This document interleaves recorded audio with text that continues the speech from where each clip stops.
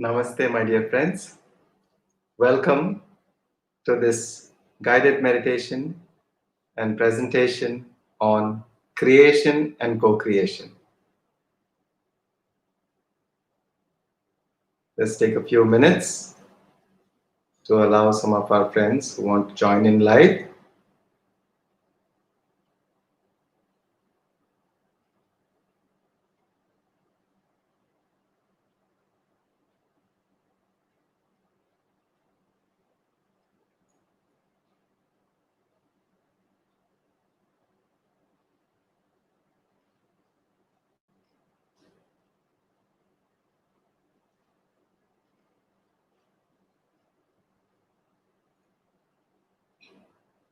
So friends, I am very happy to present this topic on creation and co-creation. It's one of my very favorite topics. In fact, one of my earlier classes was on beliefs and deliberate creation. And it just seems like a logical continuation of the same class. It just feels like I'm taking off where I left in the previous class. So thank you all for taking time off and joining this class. And we are going to talk about we're going to talk about creation and co-creation. What is creation? What is co-creation?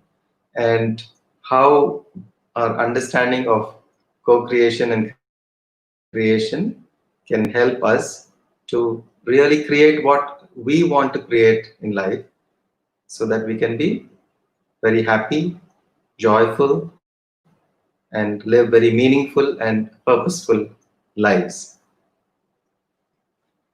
So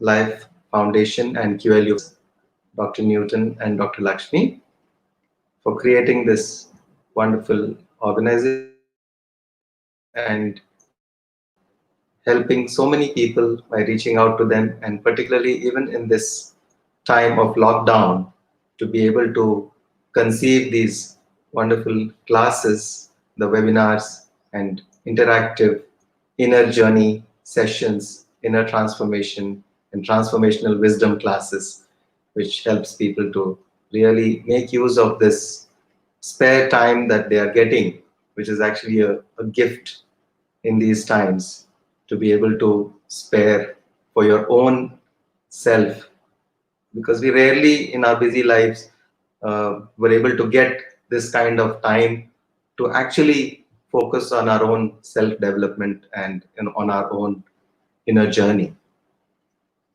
So thank you for all joining and being here.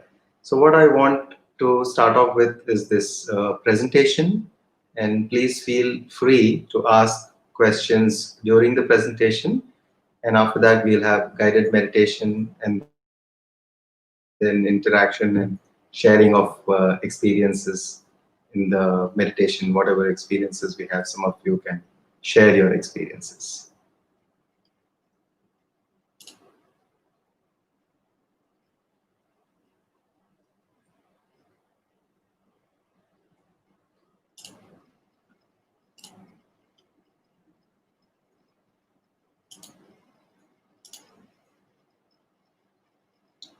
So it's about creation and co-creation. And what we need to understand is that co-creation and creation, are they actually different? When we talk about creation and co-creation, are they actually really different things, or they are the same things? What we need to understand is that creation and co-creation are very deeply interconnected. Because when we talk about creation, we refer to what we are creating on a personal level, but also creation in general. So what is co-creation? So co-creation is what we create collectively, what we create as a team, what we refer to in common language as, let's say, teamwork. So when we team up together and create something, then that is co-creation. And when you create individually, it's used by the general term of creation, whereas creation by itself also refers to the overall creation, which also includes co-creation in that sense.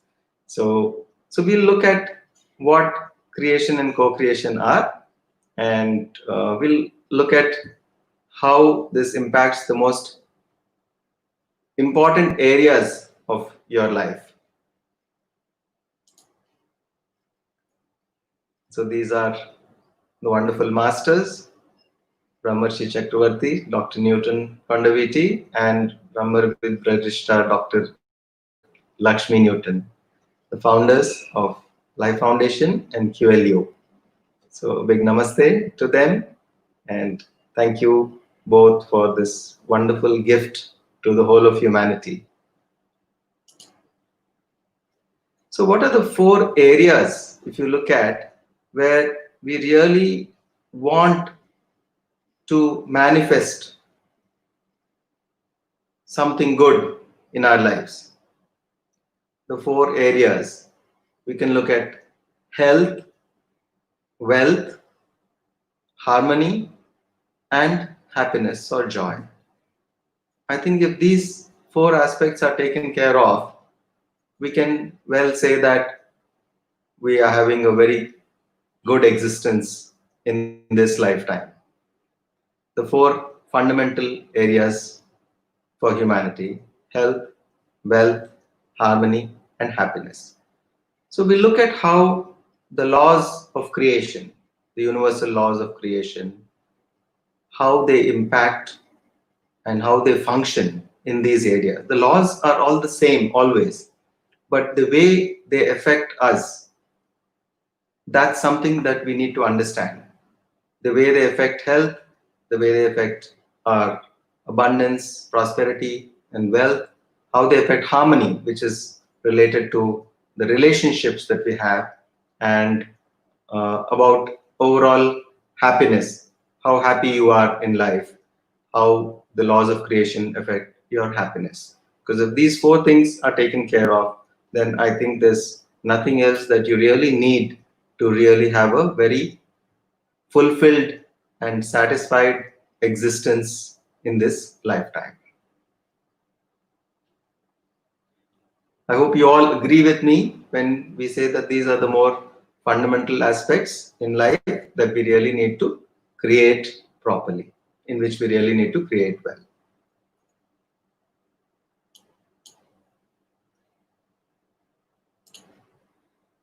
So this is like a review of what I did in the previous class, although it's not necessary that you have seen the previous class to really understand it. These are common and very universal truths and universal laws, but I just repeat it for those who are joining directly into this class about creation and co-creation. Let's understand some of the key principles of deliberate creation. We call them deliberate creation because, as you know, the fundamental law of creation is yad bhavam tad bhavati, which means as you think, so it is, or as you think, so you are, or as you think, that's what happens. So your thoughts create your reality. That is the fundamental principle of creation. It's also referred to as law of attraction. Okay, how your thoughts create your reality. So in this, we need to understand that we need to focus on the larger aspects of creation in order to be able to improve our life in all ways. Focus on freedom, growth, and joy. These should be your main intentions, because from your intentions you get your thoughts, and from your thoughts you get your reality. So you have to fine tune your intentions, you have to fix your intentions properly. If you don't have the right intentions, If your intentions are not clarified properly and not fixed by yourself properly, then obviously your thoughts will go astray. You will not have a focus to those thoughts. As long as you know that you're intending something, then your thoughts will move in the direction of your intentions. And your intentions will draw the energy from the universe, which will make these thoughts to become manifest. That is how the law of creation works. The next principle is that you are not here to prove anything to anyone, not even to yourself. Okay, you're not here to prove anything to anyone, not even to yourself. You create through your beliefs, through your thoughts and beliefs. But you may say that, okay, my thoughts and beliefs are just going uncontrolled. How can we change them? But you need to have the satisfaction of knowing that your thoughts and beliefs can be altered. Okay? Your thoughts and beliefs can be altered. Now, the law of creation is that you need to intend it and then allow it to be, and then automatically it happens. So, this is called the law of attraction, and that's the law of creation, which is intend it, then you let it be, and then it happens. Whatever you want, whatever you intend, that manifests in your life. And then there's something called the art of allowing. This is, if you call the whole of creation as, it is an art and science of creation, you can say, because the science of deliberate creation, it works like a scientific law, the law of attraction. You have a thought and then your thought creates reality. But to allow it into your life, the law of allow, or it is an allowing which needs to be done, and that is really an art, because you need to practice it as you would practice an art. And that's why it's such a beautiful way to call it. You can call it as the art and science of creation, because the deliberate creation part, you can call it as a science, and the allowing part, you can call it as an art. So it is like the art and science of creation. So then we have the art of allowing.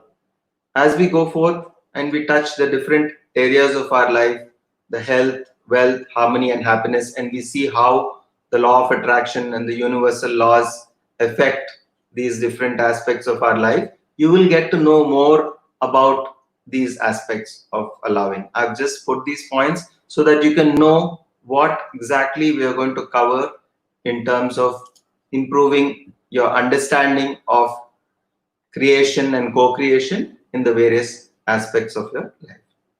And the last point here of the main key points of the principles of deliberate creation is that in order to gain freedom, growth, peace, and joy, in order to manifest this in your life, it is essential to have wisdom. Without wisdom, you cannot gain any of these things. So that's why we focus so much on experiential wisdom. And because wisdom is not something that you can gain only by intellectual discussions or hearing something, reading something, that is up to a certain point. Yes, it lays the foundation, but you need to meditate, you need to practice the insights that you get in your life, and through that you will be able to actually bring in the manifestation of what you really want to manifest in your life. So the key for all of this is wisdom. So wisdom will help you to manifest everything: freedom, growth, peace, and joy in your life. So always focus on wisdom, and know one thing, friends, that wisdom is the only thing that you can carry forward into your next lifetime and the lifetime beyond that and beyond that. It's something that always stays with you as part of your soul memory. You can't take your clothing, you can't take your belongings, you can't even take your relationships into another lifetime. Because when you go into another lifetime, you will become something different. You may, from male, you may become female, from female, you may become male, and then all the other relationships will be different from what they are in this lifetime.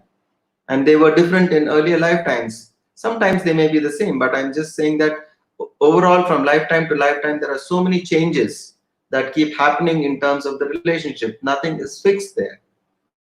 And there's nothing that you can take from one lifetime into the next lifetime. At the end of this life, everything that is physical has to be left here. The only thing that you can take is the wisdom that you acquire. And wisdom comes through knowledge, which is clarified through experience. Wisdom is nothing but knowledge which you refine through your experiential understanding. Without experience, there can be no wisdom. It would be just pure intellectual knowledge. So, friends, this is what I have put down as the fundamental principles of deliberate creation, and we are going to see how these impact in the four principal important areas of your life. So, till here, do we have any questions or doubts? Um,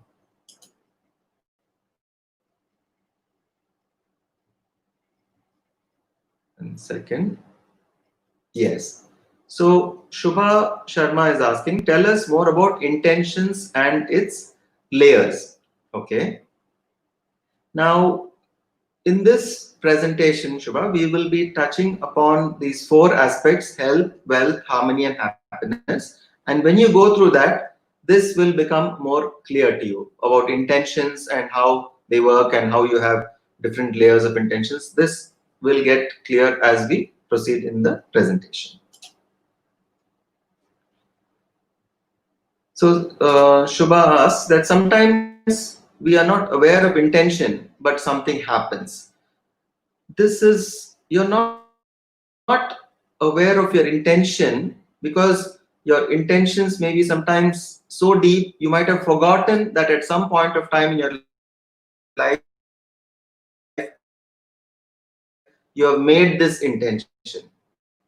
But it's there within your heart. So that's why it's important. So that's why it's important for us to keep checking your intentions, to keep refining and understanding what is it that I really want in my life.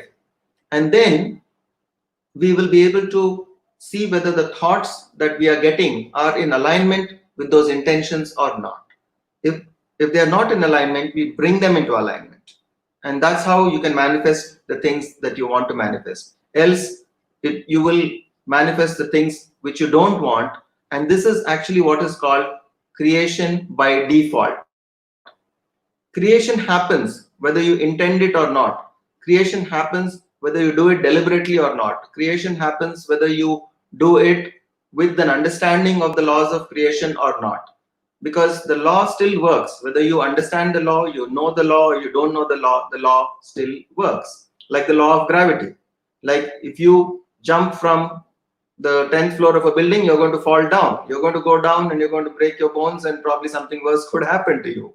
Because it's the law of gravity. The law of gravity doesn't know, and you can't say, no, I didn't know about this. I didn't know that you will fall if you jump off.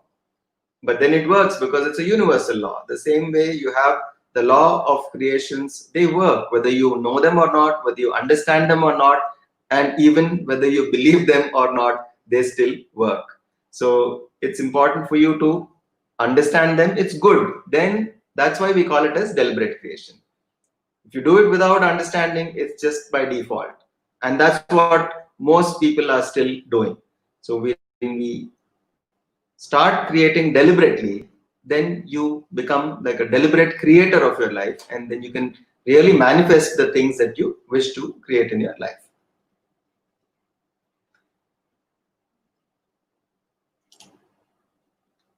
So we'll go to the first aspect, which is the health part of it. Now, there are three levels of creation. This also I'm repeating from the previous presentation. There are three levels of creation. The first one is called hard work. The second is smart work, and the third is no work. Okay. Now, hard work is when you just don't know or understand the laws of creation and just keep working like that, doing everything. You think that everything will happen only through physical effort. Physical effort is required. I'm not saying that it is not required, but only pure physical effort is very inefficient. Just to give you a number, so that because we are all tuned to work with numbers, and we'll say, okay, how much, how many times, or how much more powerful is this? I can say that if you really put your intention for 17 seconds continuously, totally focused on one particular outcome without any distractions whatsoever, it is equivalent to 2,000 hours of work. 17 seconds, just imagine 17 seconds of pure thought, completely without any distraction, totally focused on a particular outcome. If you're able to do it, then it is going to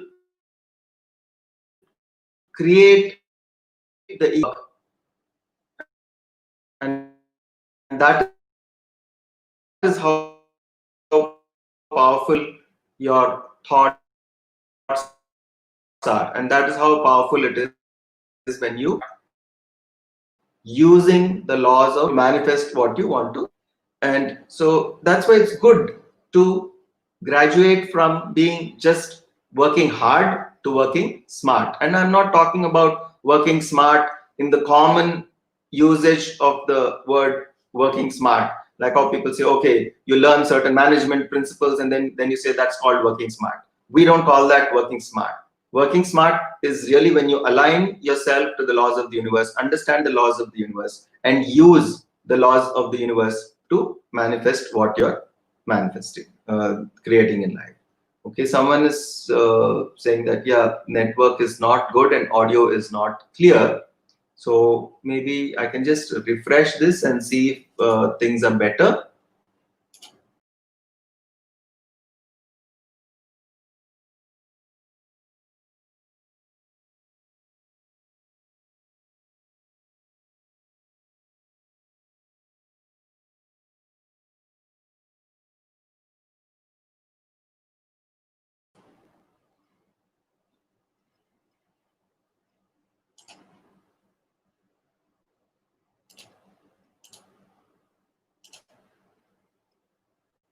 Okay, friends, is it clear now? I hope you're able to hear me better now. Just need a confirmation so that I can proceed with this.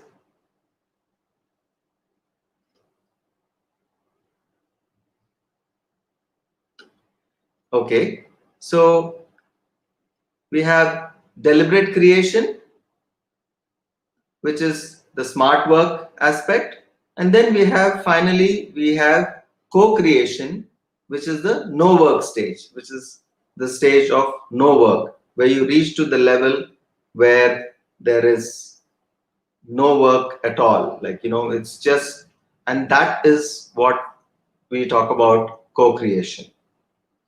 So today you learn a little bit about, of course, creation, how to create better in the different aspects of your life, and also how to move towards co-creation. Because this whole world, this whole universe is also actually a co-creation. It is the intention of so many different souls which have first come out from source, and all together they decided to create a physical universe which is like their playground. And it's like a lot of children getting together and then creating a game and saying, okay, this is the game that we are going to have, this is our playground, these are the kind of the toys or things that we use for this game, and these are the rules, this is the framework in which this whole rules operate. And that's how the whole of creation began, as a vast, grand, co-creative exercise, or it's a vast game that we are all playing together, all the souls that have come out from the source, which we call all that is, or Almighty, or God, whatever you might call. Okay? So that's the stage of co-creation.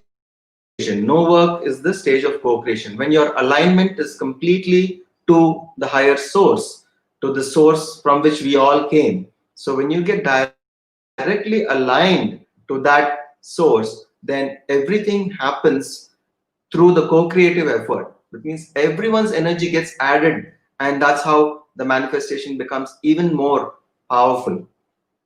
Okay, someone's asking that does yeah, Indu is asking, does no work mean that intentions are working and getting manifested? Does no work mean that intentions are working or getting manifested? No, that happens in smart work. When you align yourself to the principles of the law of attraction and the universal laws of creation, then your intentions will start getting manifested there itself, and that is smart work. But in the case of co-creation, you are pulling up your intentions along with the intentions of millions and millions of others in a way that is not is so subtle that it can't be seen non-verbally. You're not really even communicating to them in any way, and at an energetic level, your intentions, like a web, like the whole thing is like a huge web, and everyone in the web will add their energy to that intention, and that whole thing gets manifested. So that is what is co-creation. Like all the greatest things, like you take the example of Buddha, the entire sangha that he created, which was having millions of people after he got enlightened, and he started teaching and taking this wisdom to the whole world. So that entire sangha was nothing but a huge co-creating effort. And but then it is absolutely no work at that stage. Buddha was not really doing anything, and everything was still happening around. And so it is, we even see it even during the recent century. There are so many great masters who created amazing things just with that co-creative effort. They went, once they, of course, they went through the stage of first going through the smart work, and after that smart work, then there's an explosion. When you really go into the no work stage or the co-creation stage, and that's a huge explosion. Our own QLU, Quantum Life University, is an example of co-creation. It is the energies of all of you, of everyone who is associated, not only those who are associated with the actual core of the work that is happening, but every person who is involved in the learning and in the spreading of this work. Everyone is part of this grand co-creative effort, and this would not be possible without everyone. But many may not be even aware that they are actually contributing to this effort, but it is happening in such a wonderful, subtle manner. And that's how almost all great dreams and visions are created. And that is what is the stage of co-creation. And we must need to reach to that level of co-creation. And definitely it's needed when you want to be of service to the whole of humanity. Otherwise, as one individual working at a physical level doing hard work, you can do some contribution, but that would be very little. So that can be amplified tremendously by going to the level of smart work. And then later, when you start pulling up your energy with many other people, then this goes to the level of co-creation. Now, here again, I'll give you some interesting math. Let us say there is one person who is very good, very efficient, and he is able to do a lot of work in a certain aspect of life. And there is another person who's equally smart, equally good. Now, let's say these two people never met and both of them are working independently on this same work. How much would be the total work that both of them together would achieve in a lifetime? It would be 1 plus 1 equals 2, 2 times the work. It's very simple to understand, because this person would create X amount of work, the other person would create another X amount of work. So the total amount would be 2X amount of work would be created by these two people if they had been working independently. But the laws of co-creation, if you really understand it, it works in this manner. If these two people meet and then they work in perfect alignment, then they can create a million times more work. And it is possible, it has happened, and it is happening. So just to give you, it's mind boggling to even think of the potential of co-creation. Now is the time, friends, where we have to go beyond. Of course, everyone now talks about law of attraction and positive thinking and this and that and deliberate creation. This is common language now. Everyone in New Age spirituality talks about this. You need to go beyond that now. You need to align with people who are like-minded, who are vibrating with the same frequency as you are. And then when you work together in perfect alignment with them, then that's the stuff that miracles are made of. Then we say miracles have been done by this team. And how does it happen? It's not a miracle really. It's a simple application of the laws of creation. It's just that you've gone to the co-creation stage, you've understood co-creation, and you've actually started doing co-creation by doing this. Just so remember these simple things. Smart work, 17 seconds of pure unadulterated thought without any kind of deviation whatsoever, completely focused for 17 seconds. And friends, saying this is easy, but try this. 17 seconds, try to think of exactly only one thing without any other thought coming to you. It's not easy, but it can be done with practice, through the regular practice of meditation, through regular practice and your intentions, creative visualization, guided meditations. By doing all this, it's possible over a period of time you will reach to the stage where you can hold your thought for 17 seconds and even more. If you do it for 68 seconds, it's equal to like 20 years of work. It's going to be equal to 20 years of work if you hold it for 68 seconds. Just imagine. And then remember the other thing. Two people working independently, 2x, 2 times work. But if they're working together in perfect alignment, it's a million times. Just remember this. Even knowing this brings up the energy in you. It really shifts the energy within you and makes you takes your understanding to a completely different level altogether about creation and co-creation.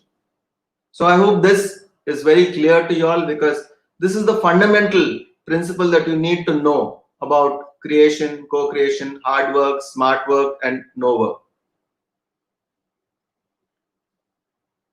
So any doubts you can ask, and then we'll proceed to the next slide. So I hope it seems to be pretty clear.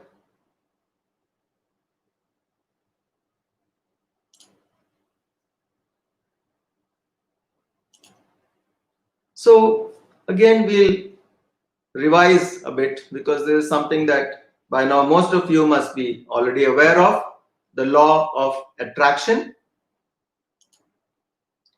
And the law of attraction says that which is like unto itself is drawn. And I like this definition, which is given in the book Ask, and it is given by Esther and Jerry Hicks. So their books are popularly referred to as Abraham Hicks publications. Yes, Sumita is asking that how does one move from stage 2 to stage 3? Like I've said, once you understand stage 2, then you align yourself with other people who have already understood stage 2, who have already understood what it is to be a smart worker, who can attraction and then create using smart work.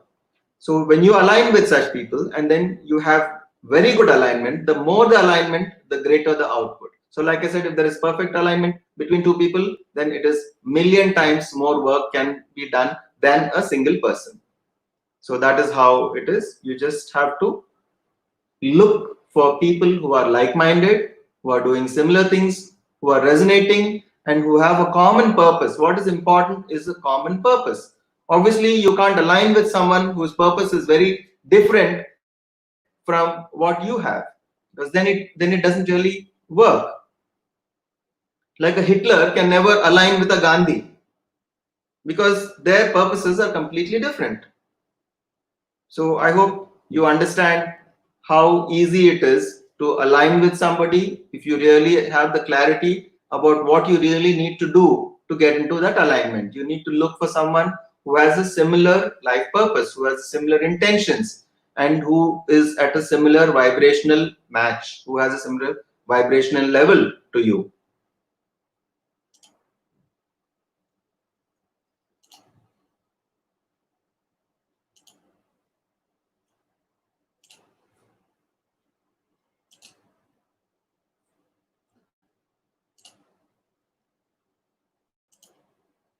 So now we look at what we call the art and science of creation. Like I said, the deliberate creation part can be called a science, but there is something which is very critical which needs to be done, and that is allowing. And that allowing is like it's really an art.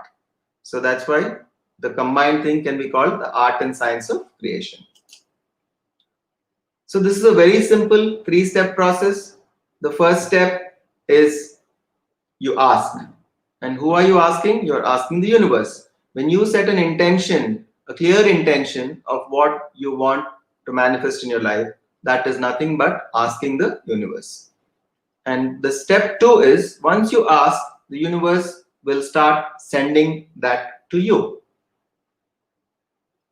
Now, you take the example of you go to a restaurant and then you order something. So you say, I want a dosa. So you order. So when you order it, it's like you're asking. It's the equivalent of you asking the universe. So that's your order. And then what happens? The order goes to the chef and the chef prepares and comes. So this is like the universe has received your intention and it starts manifesting that, sending out the different energies into your life, which will bring about the manifestation of what you want or what you asked. But what is it that you need to do? There is one piece that is very critical and we often miss it in our lives, and that is allowing. In order for that to manifest, one, there are a couple of conditions, a few conditions that need to be fulfilled. For instance, when it is ready and it comes to your table, you must be there at your table. You must be there ready to receive it. That's one point. The second thing is, by the time it comes or before it comes, you should not have changed your mind. Sometimes you order it and after that again you call the waiter and say, no, I don't want this, I want something else. And then you just keep on changing the things. So finally what will happen? Whatever you want will never come because you just keep on changing your intentions. So you need to first be very clear, meditate on the things that you want, focus your intention and place your order once with all the clarity, and then it will come. And then you need to allow it. And allowing means to be present, to be there to receive your gift when it comes to you, or receive your order when it comes to you. And it is like an order because like you have the thing about the genie which says that your wish is my command. The same way the universe works like that. It works for us. It works for all of us. You just have to ask with pure intention and then it comes. When I say pure intention, it means it should not have any counter thoughts, no doubts whatsoever. If you have doubt, the doubt will work in opposition to your intention. It is going to cancel your intention. Okay, so that is important, that you must allow. So allowing is a thing that you must practice more. You must be ready to receive, you must be willing to receive, and you must be in a state of openness to receive. Okay, so you can practice this affirmation often. Like once you release your intention, you just keep this affirmation to yourself that I'm open, willing, and ready to receive whatever I have asked for.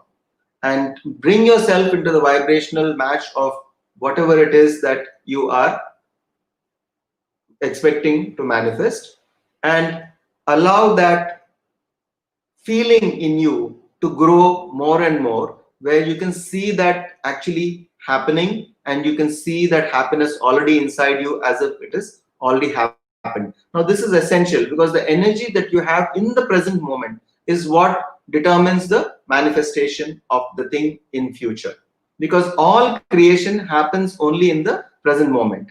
All this we are going to see with respect to, again, the four important aspects of our life: the health, wealth, harmony, and happiness. But these are the fundamentals which we first need to understand, and then we will go into the other points also.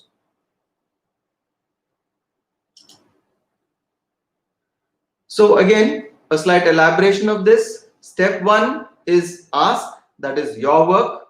Step two is, okay, there is a question here. Sumita asks, how to remove doubt? Okay, it's how badly you want it. Doubt comes when you don't trust the universe. When you go and order in a restaurant, do you doubt whether it's going to come or not? You don't doubt it because you have a certain level of trust in that setup, that restaurant, or that chef, that once you order, whatever you order is going to come to you. Why is it that you don't have the same level of trust in the universe, which is far, far more powerful, which is what created all of us? Don't you have that trust in the universe that it is going to give you what you want?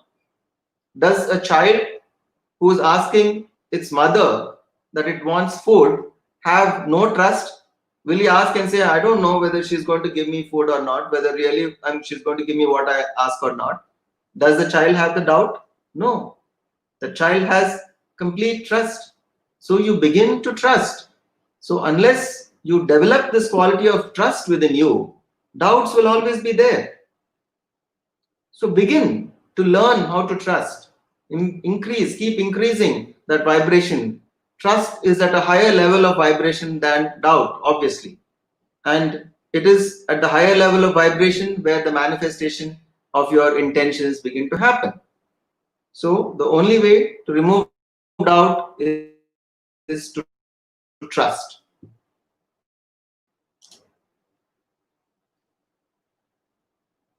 Okay. So now coming back to this, there are three steps process of creation: ask, and then that is the first step. And once you ask, the universe will start giving. But what happens in the first step is asking. But what is it that you're going to ask? You ask for what you want. And how do you know what you want? You look at the whole of life and this world with all this wonderful diversity. You go anywhere, there are so many different things in your environment, some of which you like, some of which you don't like. And finally, when you go through all these experiences, you will receive some clarity about what is it that I want out of this. Okay, so let's take an example of movies. There are so many types of movies. So will you be able to see all types of movies? No. Finally, you will say that, okay, I like thrillers. Someone will say, I like action movies. Someone says that I like suspense movies. Someone says, I like romantic movies. And someone says, I like philosophical movies. Someone says, I like historical movies. So you will come to a certain level of clarification. You begin to shortlist things that you really want. So that is the first step of clarifying your intentions, because you can't say that I want everything, because that is, if you say I want everything, you will actually end up getting nothing. You The first law is that you need to be very clear about your intention. What is it that you want? Refine, clarify, and define your intentions. Once you have that intention clear, then you focus on it. Put in all your emotional energy into it. Feel it as if it is going to happen, as if it has already happened, and you're actually having everything. Visualize that you already have all of that. So that's how you're vibrational. And then trust is essential, as someone has asked. Trust is essential for that. You must trust that it is going to come to you.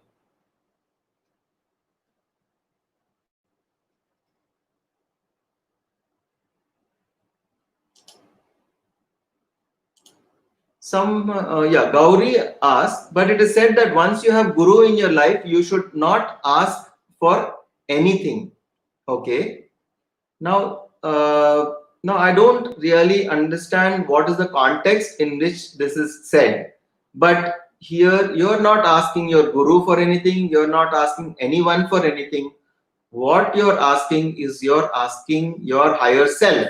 Your higher self is nothing but an extension of the all that is, or the source from which we all have come. And you have a certain desire to manifest something in life, because life, you will always have different intentions to manifest different things. Otherwise, what is life when you don't really know what you want in life? If there is nothing you want in life,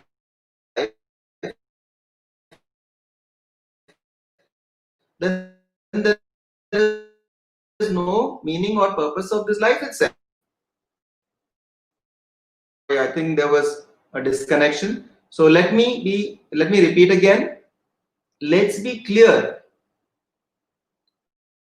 that without any intentions or purposes,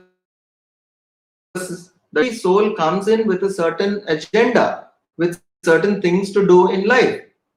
And when you come with that agenda also implies that there are certain things that you will want to, which will help you to achieve that agenda. And that is what you need to intend. So it is perfectly all right to ask for those things which are in alignment with your life purpose. Yes. So is it still okay to ask then? Yes, it is okay to ask. But you must decide what it is that you need to ask. And if what you ask is in alignment with your life purpose for this lifetime, then you will actually find inner harmony. Most of the dissatisfaction that people find in life is because the inner soul, in your higher self, knows your life purpose, but you have not found it out, and you're working without knowing that, and you're intending different things, and you're intending because you're just coming across things and saying, oh, I think that seems good, this seems good. It's like you just go to one big supermarket and you're just going around and you are attracted by so many things. These are the distractions of life. But those distractions will become less and less as you become clearer and clearer about your own life purpose. And when the life purpose is clear, then your intentions will become aligned to that. Then you find greater satisfaction and joy in your life.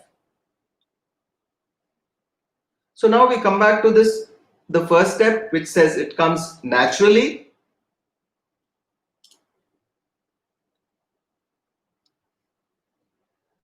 And I just repeat again, because of the diversity in the whole of creation, why do we have such fantastic diversity? Why is it that not all people are not the same, all people have the same nature, everyone can look the same things, everyone can do the same things? Is it possible?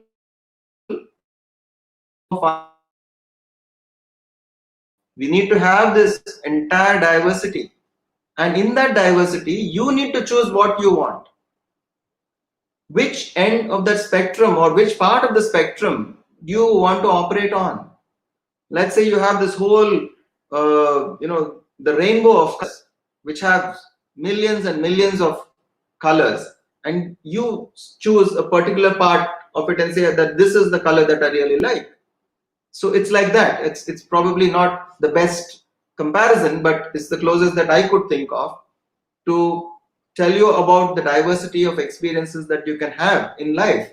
And in that diversity, you must select something or things which are appealing to you and say, okay, this is something where I can invest my thoughts, where I can invest my intentions and my energy in this, and then go forward with this.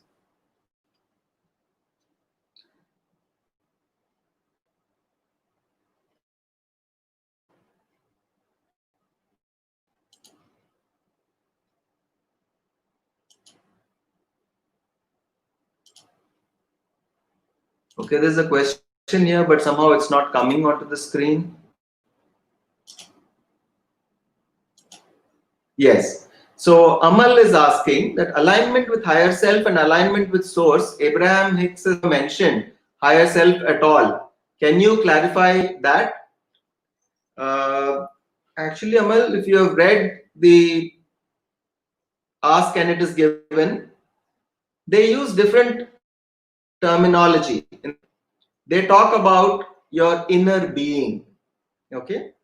Now, inner being is nothing but your higher self.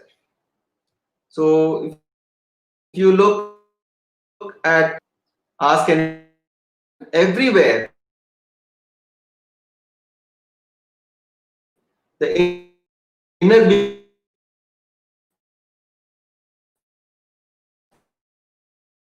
what your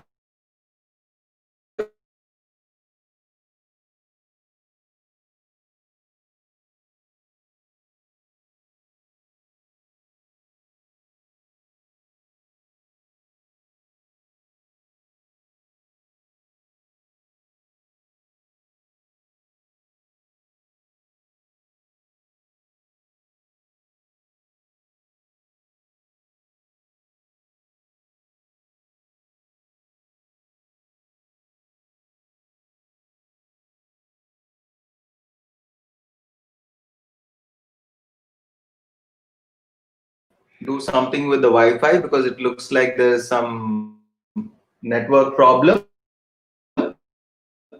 Just give me a minute.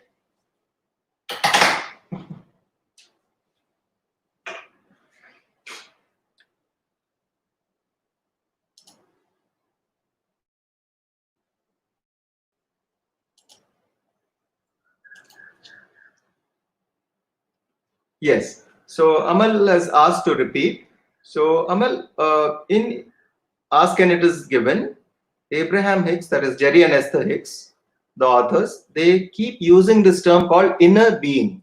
And inner being and higher self is exactly the same thing. There is no difference. And the inner being or higher self or the soul, it has all the experiences from all your past lives till now. And that is the wisdom that is there since thousands and thousands of lifetimes. But it's within you, and in your meditations, you can awaken that wisdom which comes from your inner being. And that's what we are doing here at QLU or Quantum Life University. That we are awakening that wisdom which is already there within you. Someone very wonderfully said that you already know. And I really love that quote. It's and what is learning? It's nothing but remembering what you already know deep within you.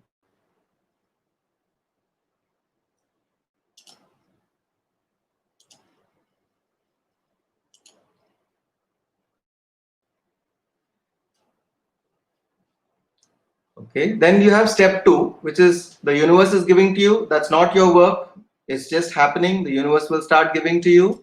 And then step three is your work, which is you need to allow. I was giving the example that you need to be present at the table when your order comes at the restaurant. If you're somewhere else, then you won't get it when it is coming to you. So that is allowing. Allowing means being at this vibrational match of whatever you have asked for. If you're in at a different vibrational level to what you have asked, then you will not be able to get it. So that's why we say 1 and 2 form the science of creation, and 3 is the art of allowing, and together it is the art and science of creation.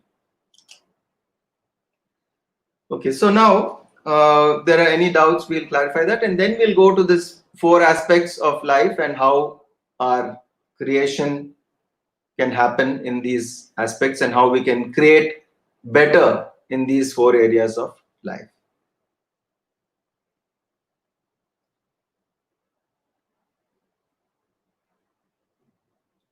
Okay, I think we'll go ahead. So we have this called the 7 sutras of health.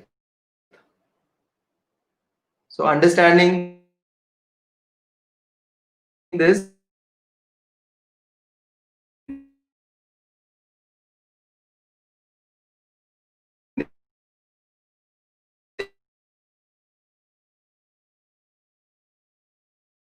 areas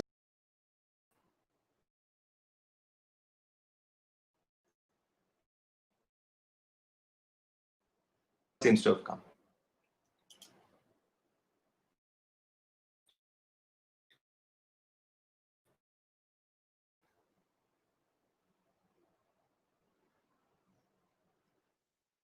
So, health is a state of complete physical, mental, and social well being, and not merely the absence of disease. This is the latest definition of the World Health Organization, the latest definition of health given by the World Health Organization. They used to have a much earlier description in the initial stages, and it was just called health is the absence of disease. But it's now not merely the absence of disease, but it's a state of complete physical, mental, and social well being, and not merely the absence of disease. And so, the first important thing you need to know is that health is our natural state.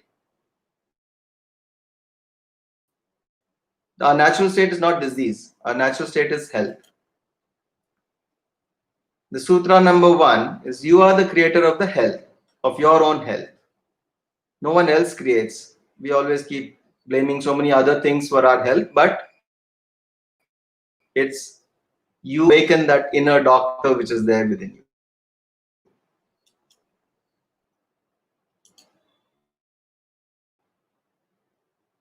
The second is the body is a sacred temple. You need to honor the body and you need to respect the body as if you respect a temple. Most of us don't do that. We misuse the body, we abuse our own bodies, and then obviously we attract ill health.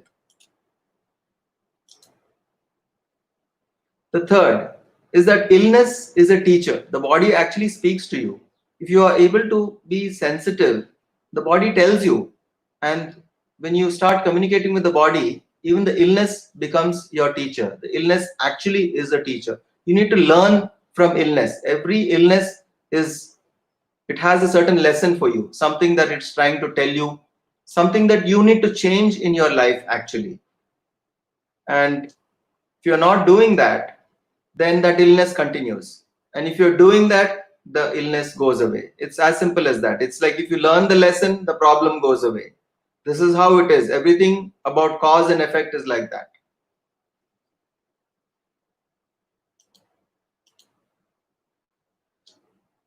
The next is that our thoughts, emotions, and words determine our state of health.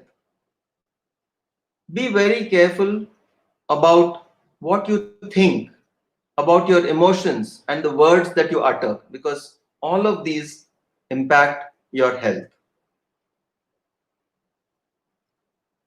If you keep thinking negative thoughts, it will start leading to negative emotions. The negative emotions will then start affecting the body, the different parts of the body, and then that leads to ill health. Your words also add to your emotions, and again, it brings a cycle. When you utter negative words, that triggers again negative thoughts, and again, that leads to negative emotions, and through that, the emotion will disturb the energy of your entire body. And first, it starts as an energy imbalance, and from energy imbalance, it goes to a physical ailment. It becomes a physical ailment.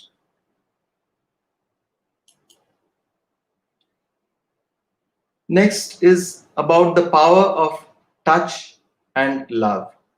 There are so many examples which have been coming through, even with modern medical science, where highly qualified doctors have reported many times that after giving up on everything, it's just finally the power of touch and love which have resulted in miraculous, according to them, miraculous healings. But like I said, there's no miracle in all of this. It is just the application of the laws of the universe. If you understand that, it doesn't seem to be like a miracle anymore.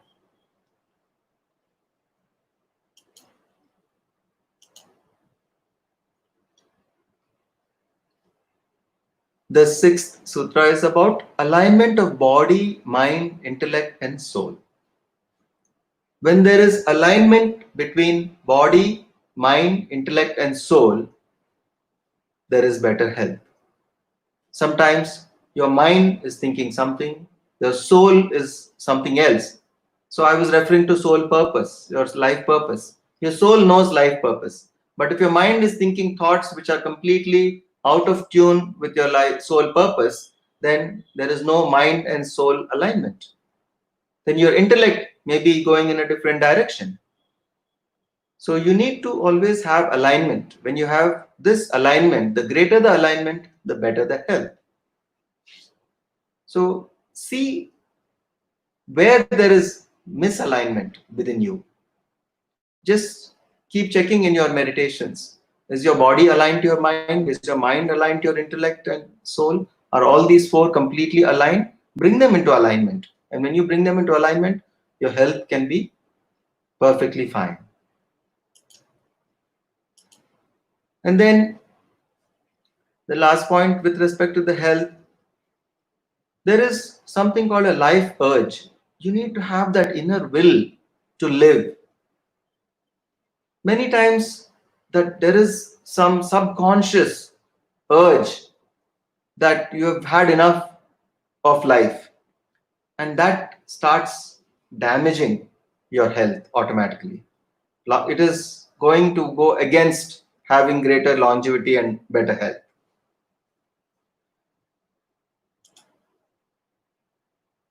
So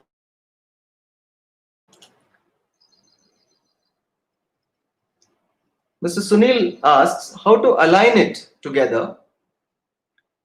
In your meditation, you can connect to your soul, you can connect to your intellect, your mind, you can connect to your body, because all of them communicate to you. Your soul is like the overall master, and your mind, your emotions, all are its different functionaries which do different things in your life. So it's easy for you to know in the meditative state whether they are all in alignment or not. And you can also know what is that misalignment. It would be different misalignments for different people. So it's best for you to sit in your own meditation, find out where this misalignment is, and align yourself to this. Okay? So that's how you can come out of this misalignment and bring yourself into greater alignment.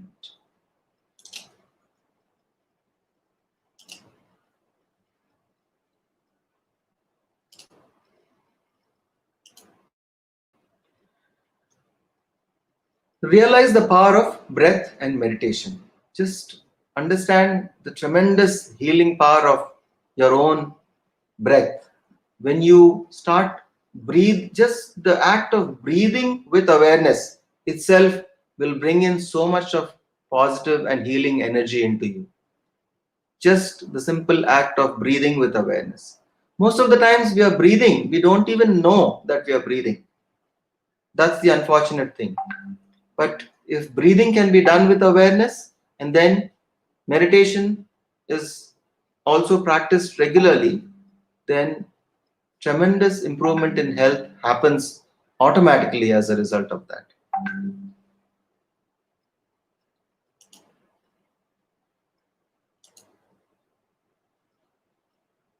Now we come to the seven sutras of wealth. These are the laws of the universe, the laws of creation, how they impact the area of abundance in your life.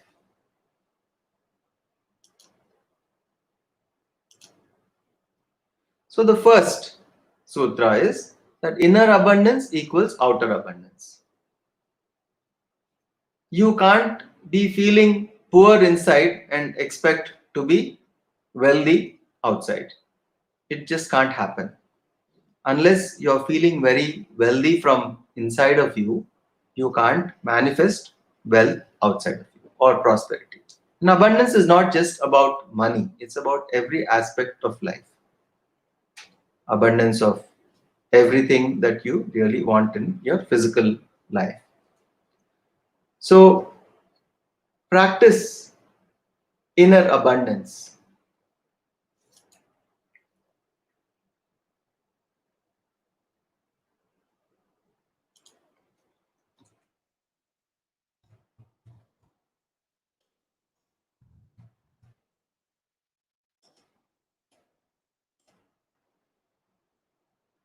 Okay, so inner abundance equals outer abundance. So practice how to first feel that abundance inside and make yourself abundant from within, and outer abundance will automatically follow. The second, that that is called the Sutra of Flow. So prosperity and abundance always needs to keep flowing. If it stays in one place, like it's like water. If it stays in one place, it stagnates. It starts smelling. It starts becoming bad. And as long as it is flowing all the time, it is wonderful, fresh, and energetic. So always maintain that flow.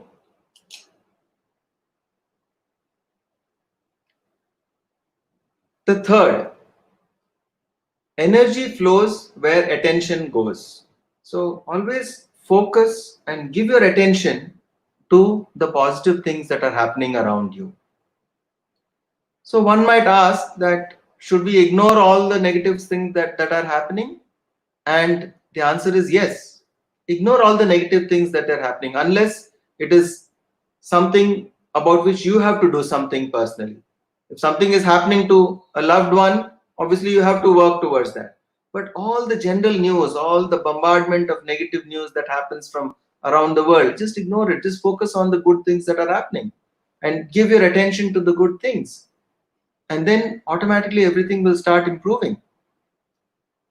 And one might say this is a very selfish viewpoint, but if everyone practices this mode of selfishness, then the whole world can become such a wonderful place. Because, like someone said, that you're not here to save the world, you're here to save that small piece of the world which is just around you.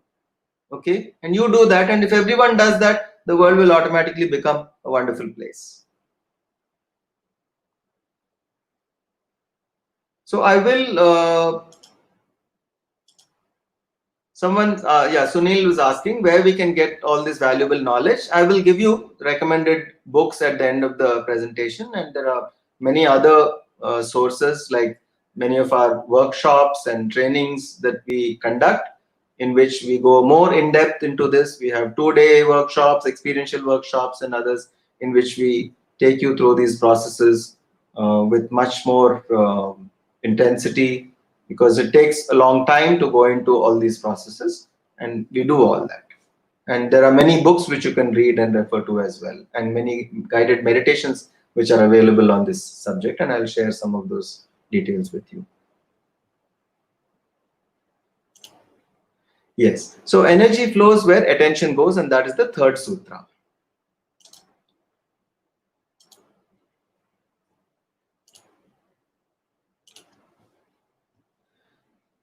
So the fourth sutra is Sutra of Intention.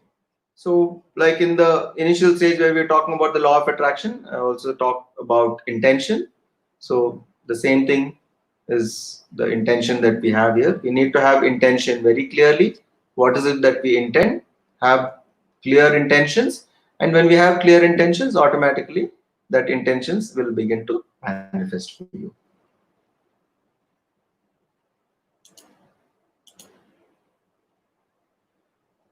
The next is the fifth, which is the Sutra of Shunya or vacuum. So you need to create an empty space. If you want to manifest, if you want something to come into your life, you need to create the space for it. For example, if you have a room which is full of so many things and then you want some new furniture to come into that room, how is it possible without getting rid of something which is already there? Something that you don't need probably, which is why you needed the new thing to come into the life. But you first have to get rid of this. So the same way, we have to empty our mind of all the old thoughts, because the old thoughts are creating your old life. Your present life is the result of your past thoughts and your present thoughts. So if you want to change your life, then you have to change the thoughts which are there within you. So you have to empty it out literally and then create new energy and new thoughts, which will lead to new manifestation in your life. So the sixth is the sutra of allowing. So we talked about the art of allowing. So we need to allow. If you don't allow, then it won't happen. So I won't go into this in more detail because I explained a lot about the art of allowing. And then the last, but probably not the least, it's one of the most important, is the sutra of gratitude. When you're grateful and you express this gratitude and you have this energy of gratitude around you, it is the highest vibrational state that you can actually achieve. You can actually note this down. The four highest states of vibrational state that we can reach: gratitude, appreciation, love, unconditional love, and joy. These are the four highest states of vibrational that you can reach. So, and probably I would say gratitude is easier if you can focus on it. It's much easier to feel gratitude than to probably feel love, than to probably feel joy, or than to feel appreciation, because we are still human. If we are jealous, we will not feel appreciation for some things. If you are angry with somebody, you will not feel that love. If you are not happy with what's happening with your life, you will not feel the joy. But you can always feel gratitude. You can always feel gratitude. That's at least my personal experience in feeling that of these four, if there was something which it is much easier to tune into, it is that energy of gratitude. And from that, all the others will also come. That's the beauty. So you need to start feeling gratitude for everything that you already have, for everything that already happened in your life, and for every person that already came into your life. Even though you might have had painful experiences with the things that came into your life and the people that came into your life, still you are what you are today because of everything and everybody that has come into your life till now. And you feel that eternal gratitude for all of that. And when you do that, you come into a completely different vibrational state altogether. And that is the state from which you begin to manifest everything that you really intend.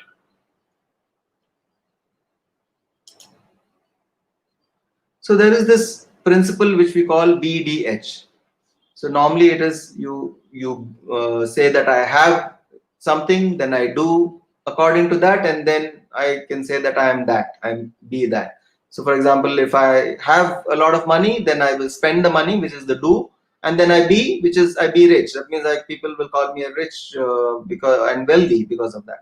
But you must do it the reverse way.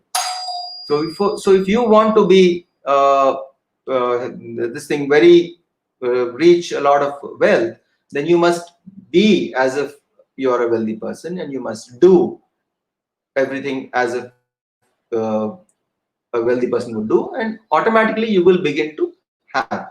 This is called the BDH, or the reverse way of doing it, and that's how you can actually begin to manifest things.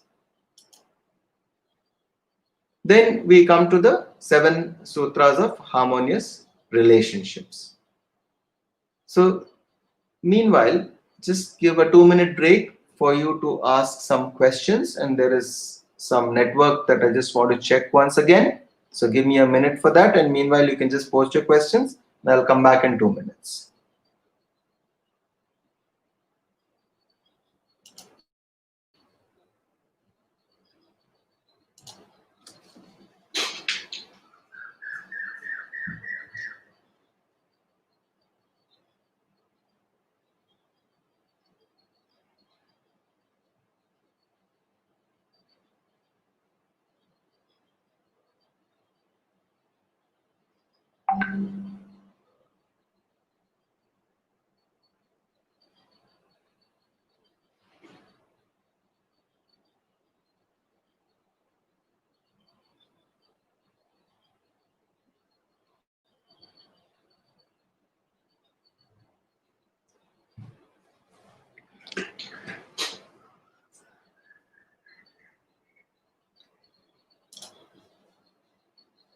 Yes.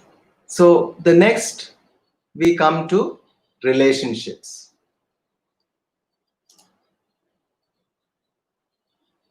The seven sutras of harmonious relationships. So we have seen two aspects of our life.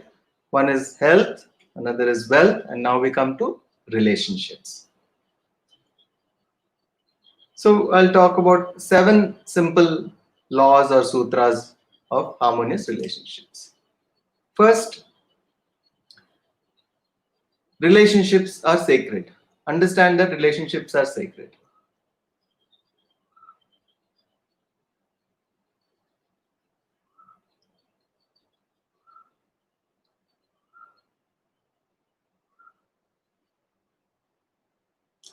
Yes.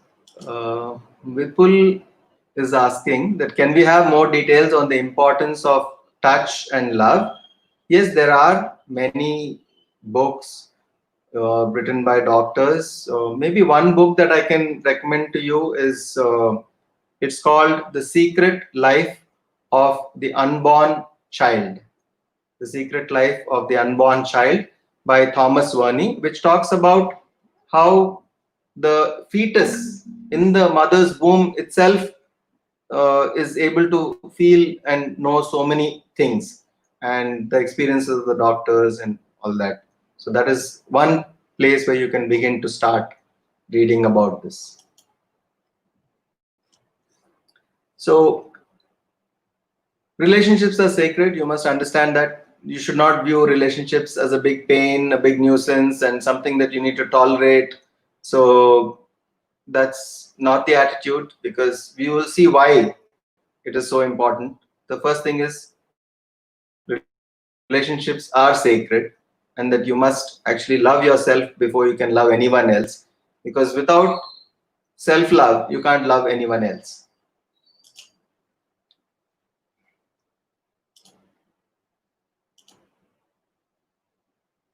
And the reason why relationships are important are because relationships are sacred mirrors.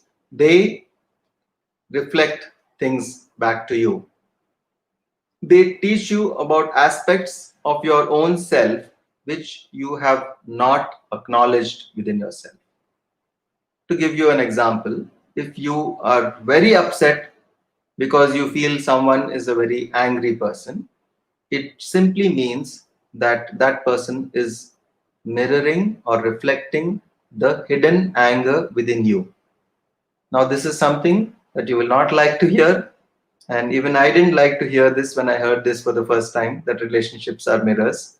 And and then for a long time I was kind of in denial of that, but eventually I came to understand that it is the truth. It is not something which can be just brushed aside as something which is probably not the truth. It is absolute truth that relationships are sacred mirrors.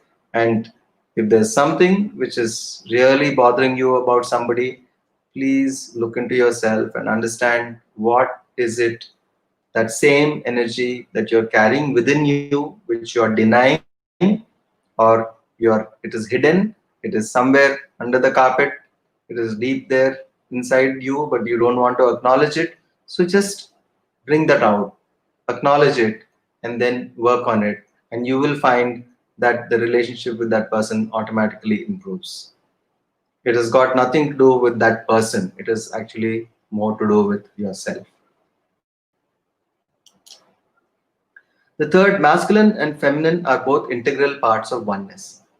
Every person, whether male or female, has both masculine and feminine aspects. Here, we're not talking about the male and female as in the biological aspect of male and female, but we're talking about the universal principle of the masculine principle and the feminine principle. So, every human, whether male or female, has both masculine and feminine aspects, and these are supposed to be in perfect balance. And if it is not, then you will find an imbalance in that person. So you might have a person who is male, who has too much of male characteristics, or maybe having more of feminine characteristics inside. And I'm again not talking about physical appearance or anything, it's about the quality.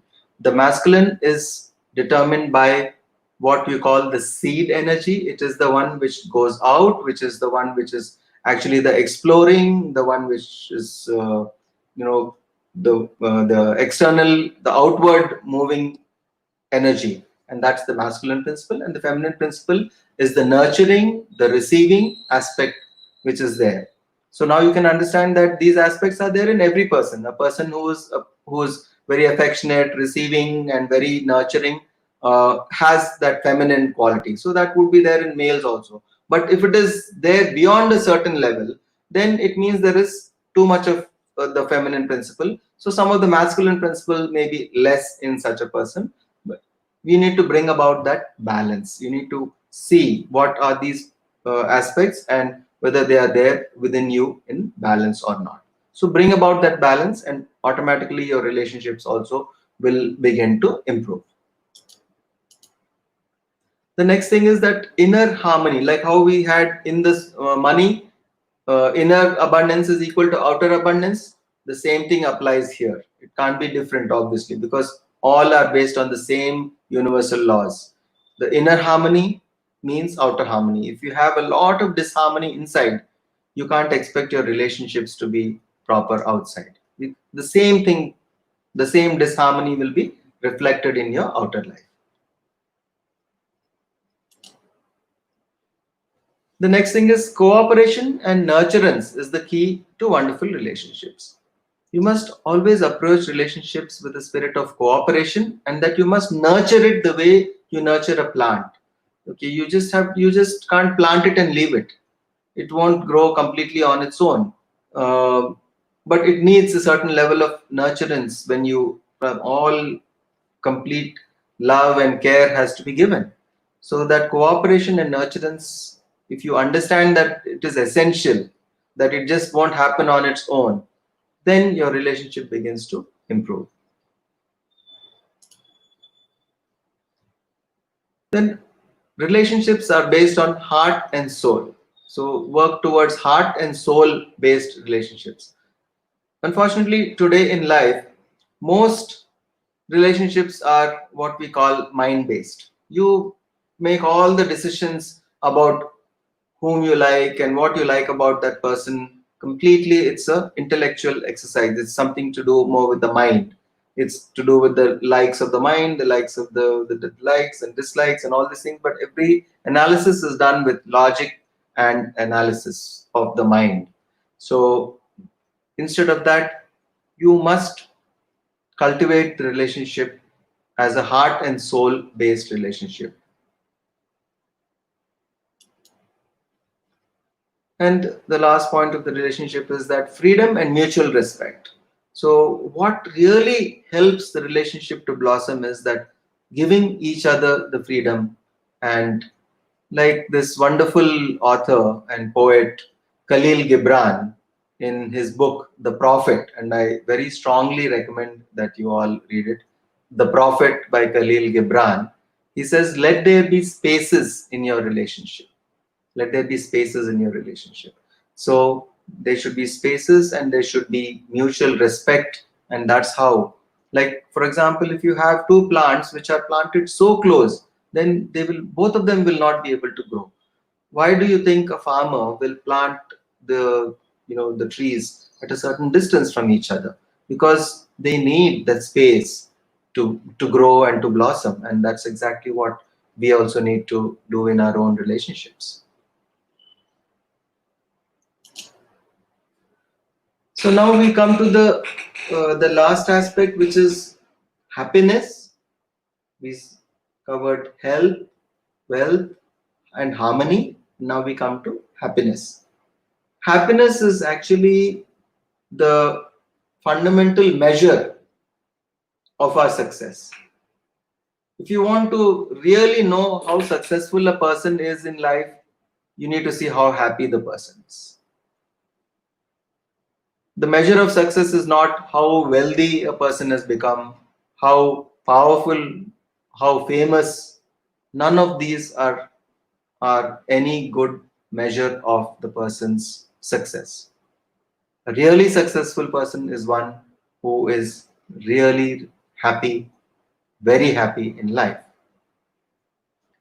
So that's where we need to focus all our energies towards reaching to the level of pure happiness and bliss.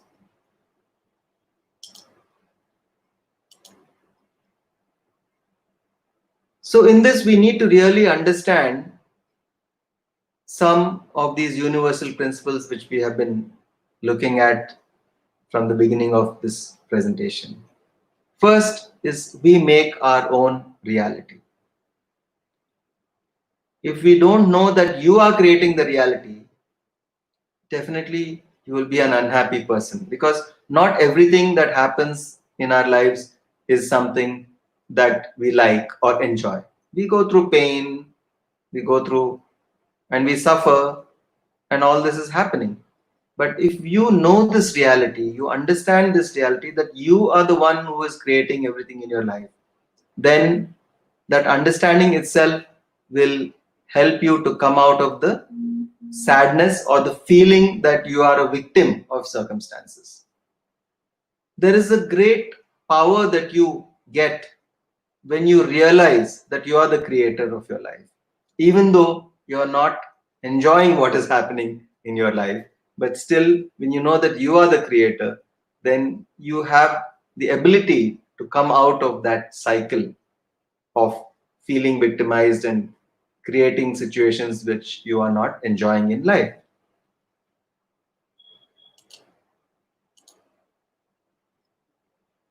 And I love this quotation, which is from a book by John Payne, Payne, John Payne. It's called Omni Reveals the Four Principles of Creation.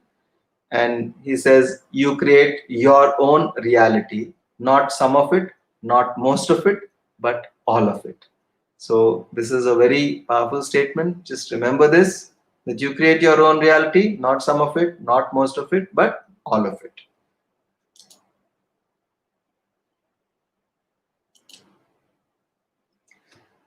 Then we, again, like in the others, energy flows where attention goes. So focus your attention on the positive things that are happening, and automatically you tend to become happier. And all power comes from within. There's nothing like power outside of you. Everything that you want to manifest is there within you. So bring the change from inside of you.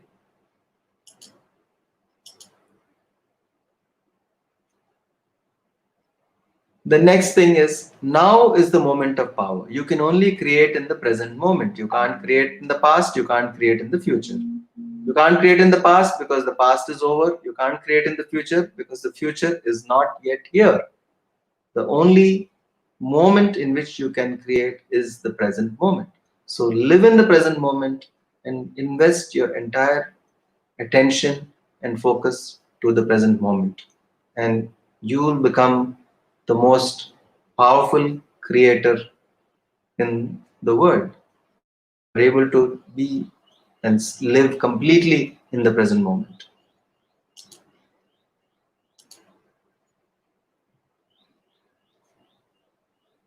The next is that all change is possible. You need to believe and know that all change is possible.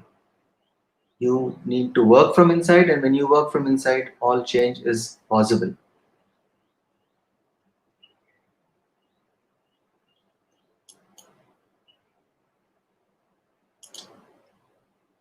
Harmony, the next thing is that harmony is a measure of truth. How harmonious you feel inside, that is really a measure of truth. Like I said, happiness is the real measure of your success, and harmony is a measure of truth. Such wonderful, powerful statements of truth. In fact, if you want to know whether somebody is telling you the truth or not, what do you look for? You look for the energy of the person, you look for the body language of the person. If there is no harmony in that person at that time, you know that that person is lying. So that's why we say harmony is a measure of truth. So if there is harmony in things that are happening around you, you know that there is truth in it also. And it's your duty to work towards that truth, to bring in that harmony, and that harmony will lead you to the truth.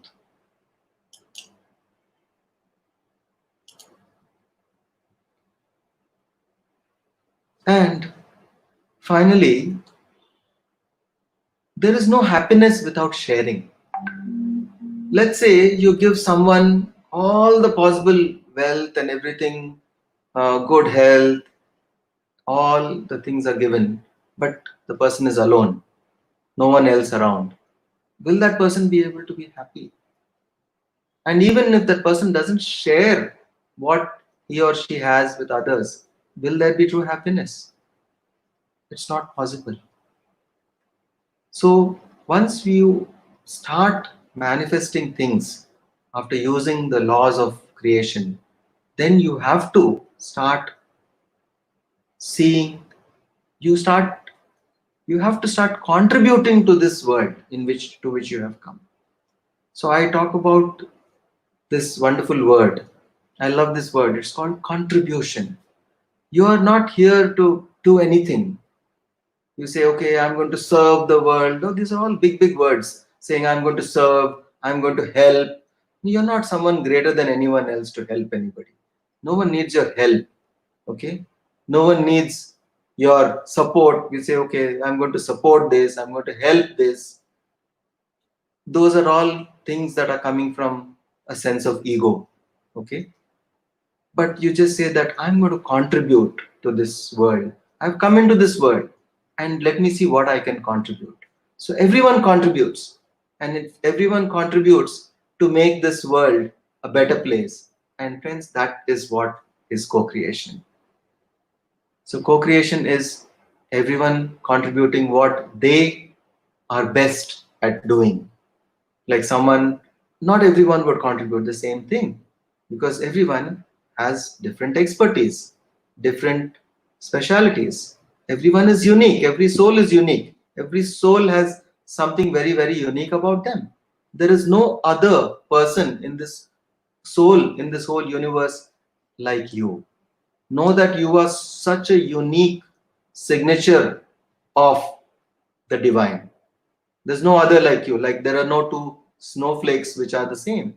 Like that, there are no two souls which are the same. And each one has come here to do something very unique and give your unique contribution to this. And when there is alignment between everybody, when there is harmony between everybody, and then you look for people who are having a similar vibration, and there is something that you share with the purpose, and you have a similar life purpose, and then you get together to work towards a common goal, then that is co-creation. So I hope you understood what it is to be a co-creator, how you need to become a co-creator in life. So thank you, friends. I think it was really wonderful to share this presentation. I now open to some questions before I start a guided meditation on creation and co-creation.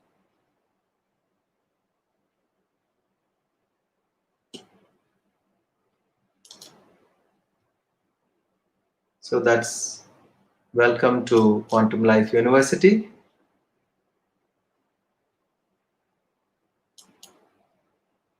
And our websites, qluglobal.org.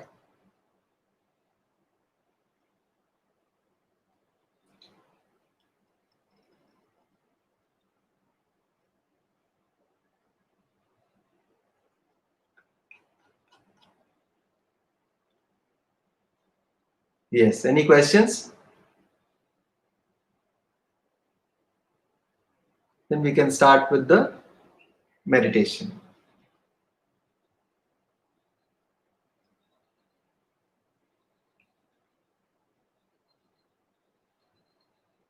So are you all ready for this meditation on creation and co-creation? Good. So take off your spectacles if you have any. Close your eyes. clasp interlock your fingers, clasp your hands with interlocking your fingers. And if you're sitting in a chair, you can cross your feet at the ankles, or if you're sitting on the floor, you can sit cross-legged on the floor.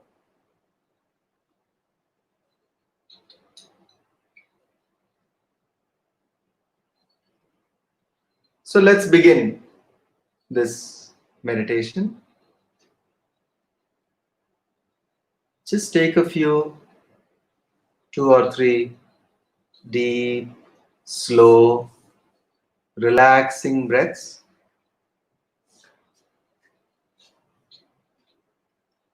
Slowly bring your awareness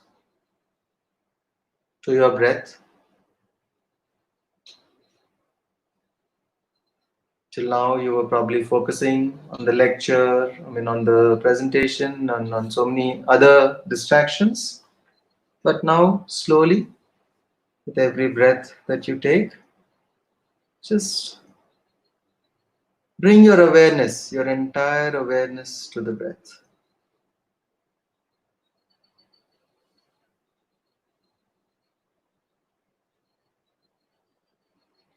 Just notice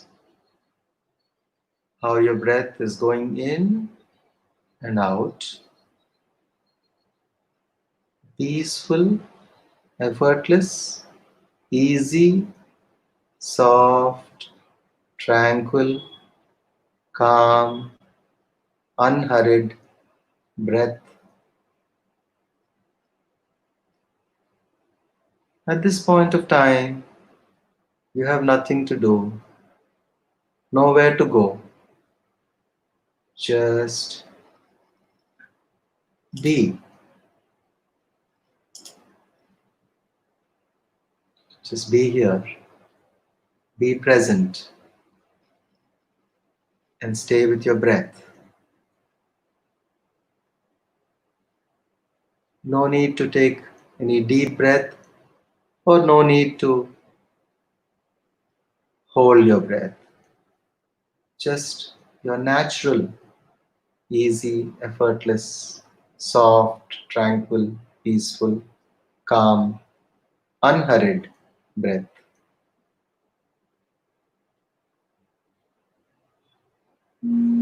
Just notice the energy that is flowing in along with every breath that you take in.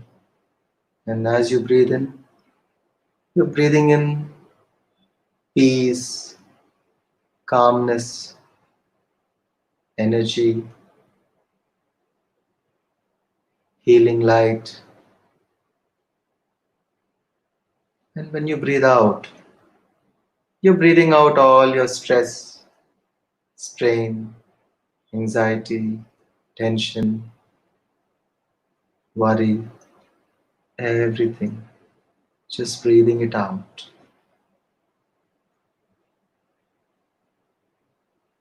You breathe in peace, love, joy, calmness, gratitude.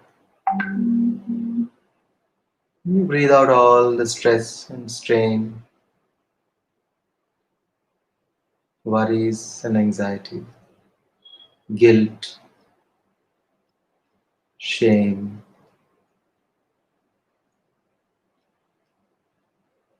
all the thoughts that come from the past. Just breathe them out.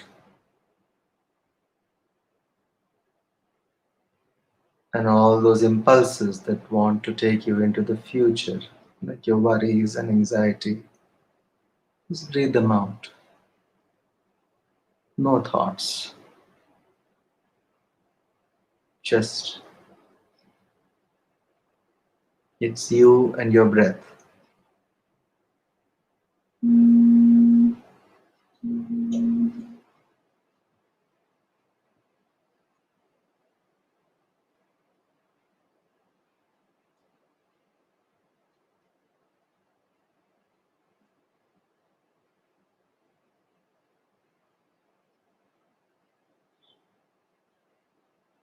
If you still get any thoughts, just remind yourself that at this point of time, Your work is to focus on your breath.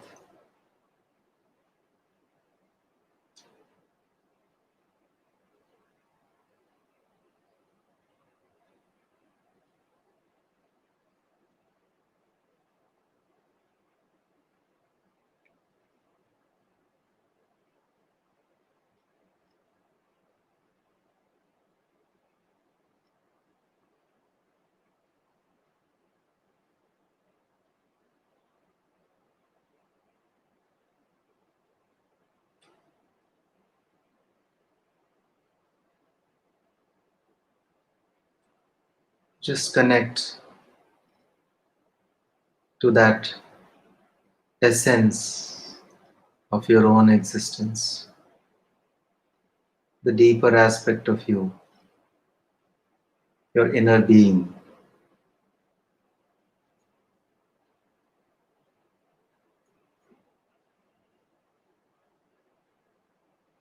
which has had the experience of thousands and thousands of lifetimes.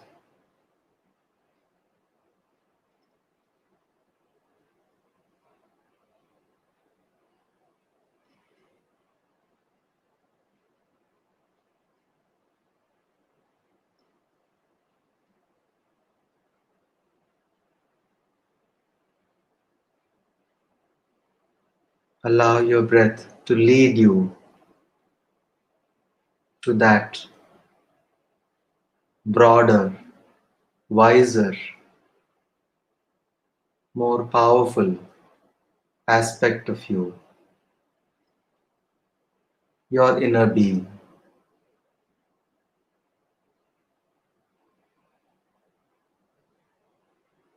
which has access to infinite power and wisdom.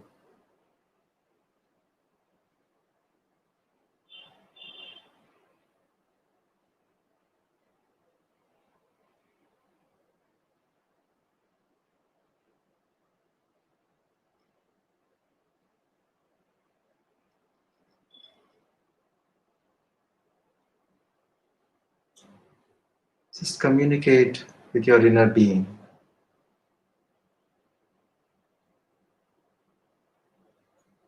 Ask it, what is it that I am here to do in this lifetime? What is my life purpose?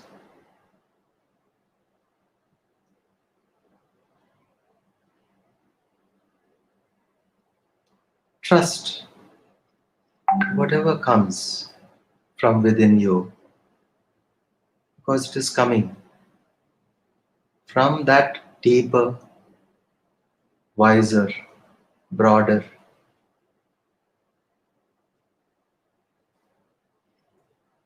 higher self or inner being, whatever you may call it.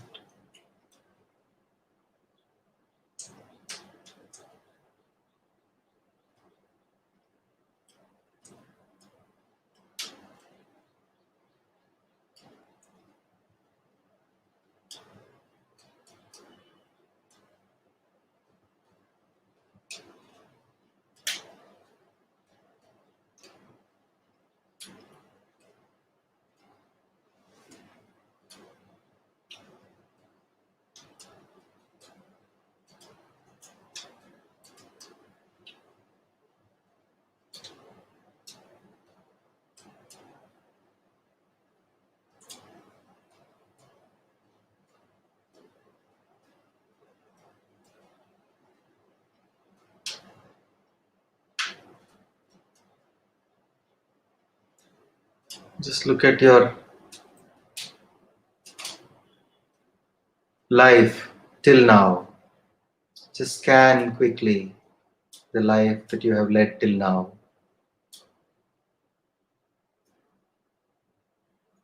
And just notice what are those areas which have been in alignment with your life purpose,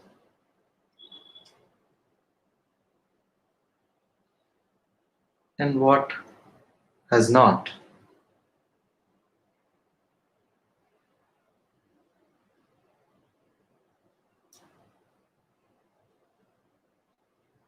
Still, be grateful for everything that happened in your life. Be grateful to everyone who has come into your life. Just feel that gratitude. Just feel each and every cell of your being vibrating with that gratitude, resonating with that gratitude.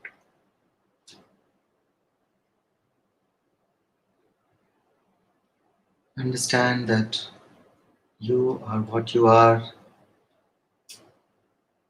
now, and you are where you are in your life now only because of everything and everyone in your life till now.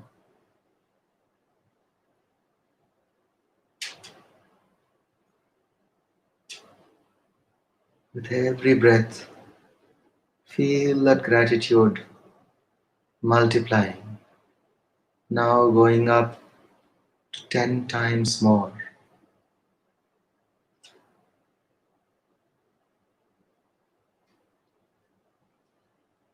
now going up to 100 times more.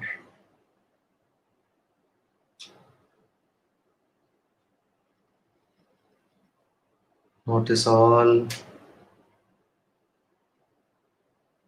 the limiting beliefs and negative thoughts that you had because you did not understand the importance of everything that has happened till now, because you failed to be grateful. But everything can be changed in this moment. Now your sense of gratitude has gone up by 1,000 times.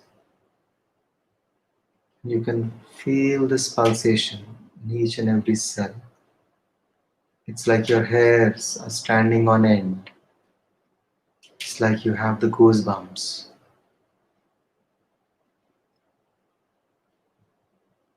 It's like this huge current which is passing through each and every cell in your entire body. You can feel that lightness. You can feel the light in each and every cell. And that leads to this amazing lightness of your being, as if you would just float away.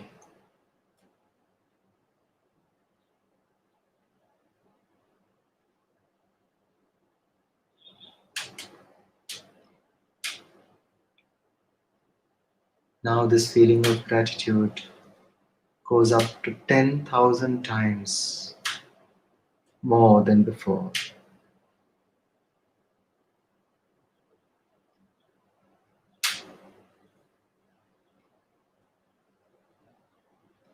At this point of time, you might even feel your entire body vibrating, even physically. You might feel tears of joy coming out of your eyes, tears of gratitude pouring out. Just allow them to come out.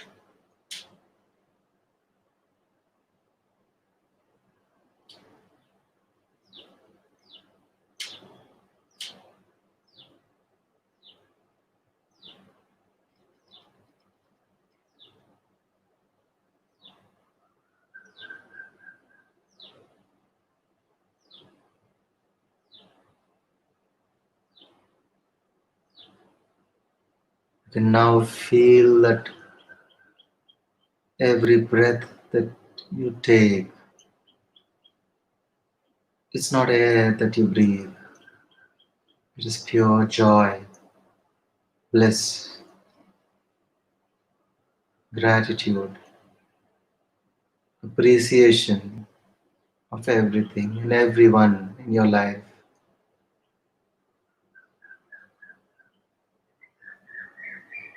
You're breathing in this understanding that you are the creator of your life.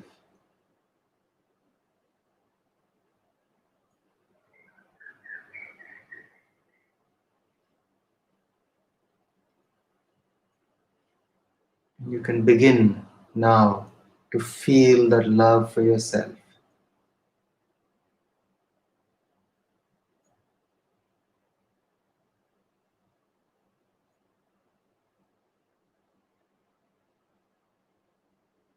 Remember those times when you really, really tried to love yourself, but you couldn't get yourself to love yourself. What was standing in the way? Self judgment, self criticism, guilt, and shame from the past,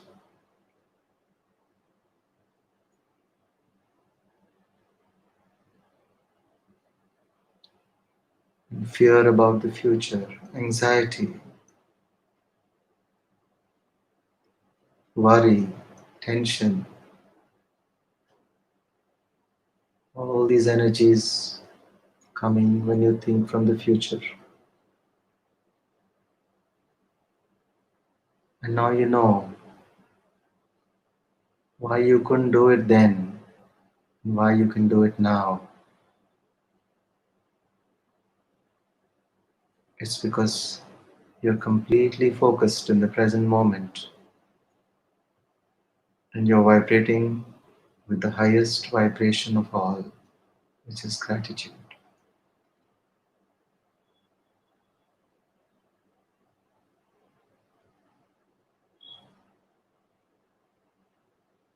You probably tried to love yourself without first feeling the gratitude.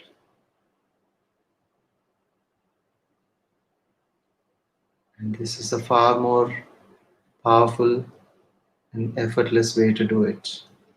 First, feel the gratitude.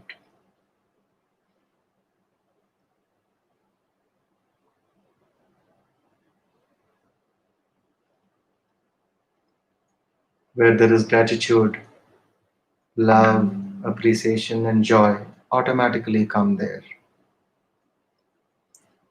They are drawn like magnets.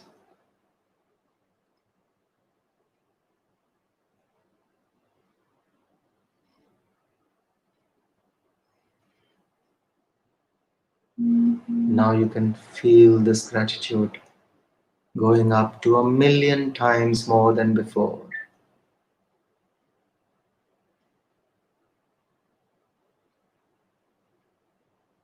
And in this stage, you will begin to feel completely at one, even with those whom you consider your worst enemies, your greatest tormentors, or those whom you believe wrongly that they have tortured you in this life.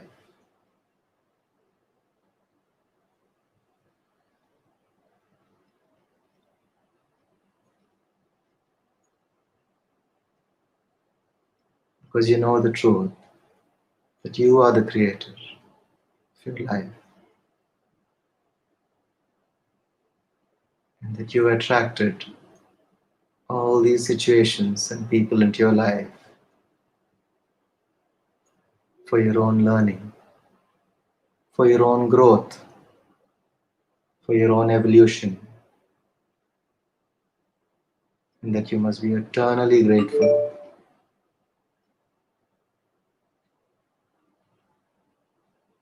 for everything and everyone.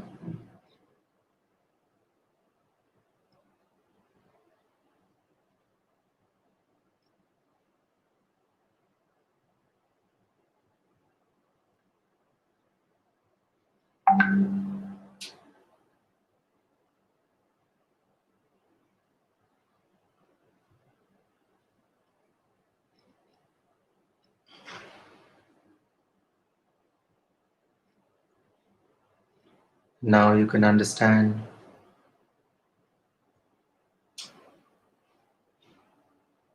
that everyone is a co-creator.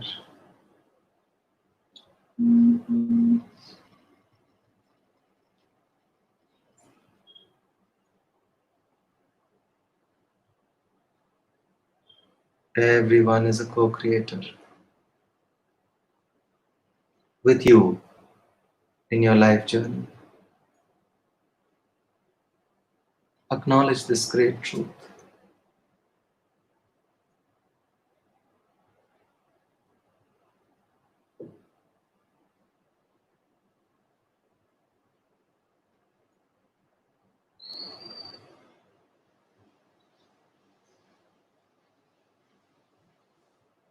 For long, we had this limited belief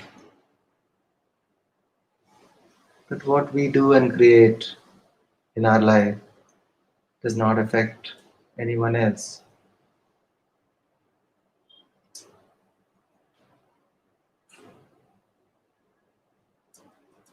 But we are all so intricately connected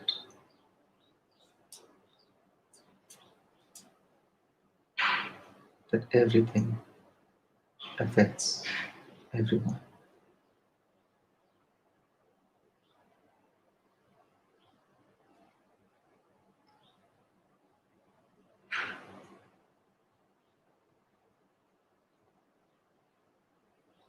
Even the present situation that the whole world is going through is a co creation by the whole world, by every individual in the world.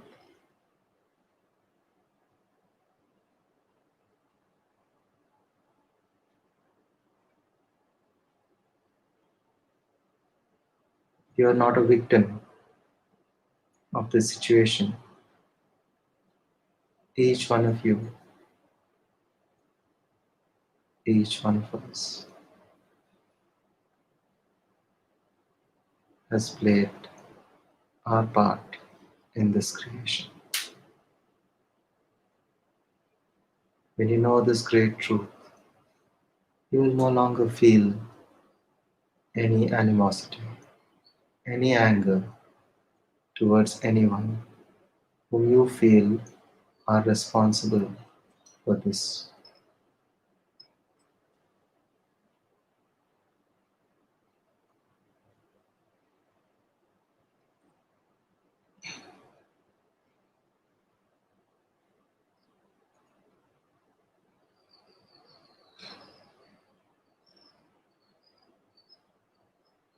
We don't have to fight anything. We don't have to fight the situation. We have to understand it.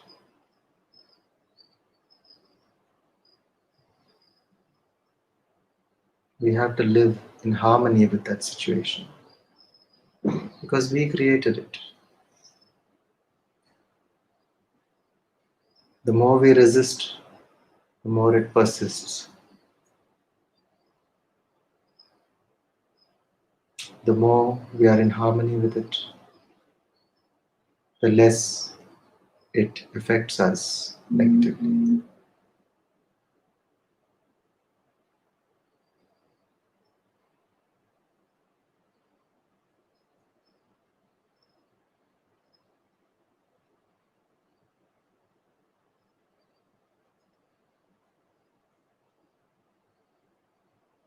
Just learn to accept that we created it and learn to move on.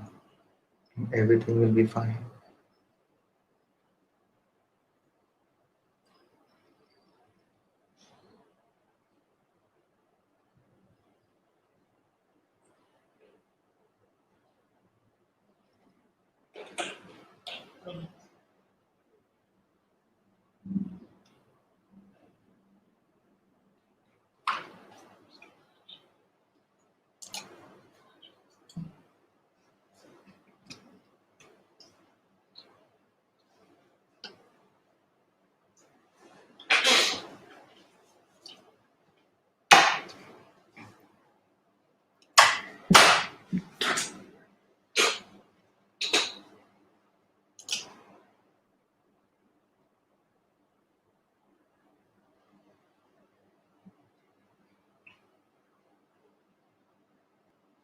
And now, from that very high vibration stage and from that state of connectivity to your own higher self, I want you to radiate this love, joy, peace, and gratitude and appreciation so that it touches each and every soul in this world. Just send it out. Send out this love, joy, appreciation, and gratitude to each and every soul in this world. Just feel this cords of energy connecting each and every one.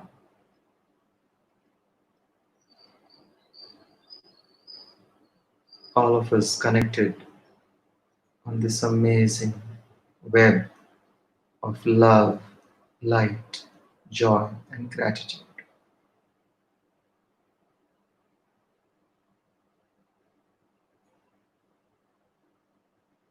And now you can feel a still greater surge of energy as if you're connected to this immense, infinite grid of energy, this infinite source.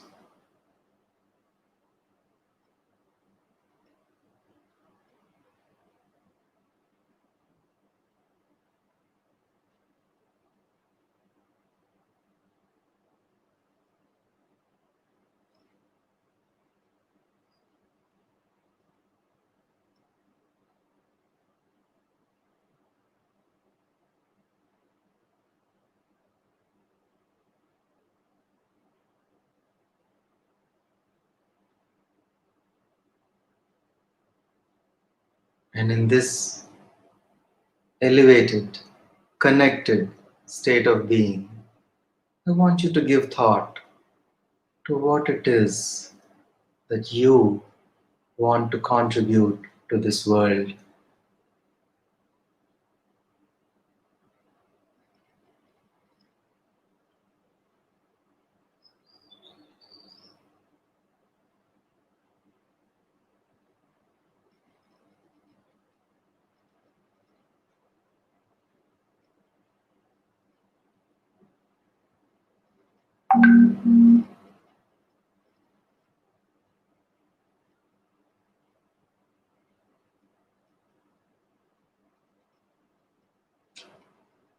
Now project yourself into the future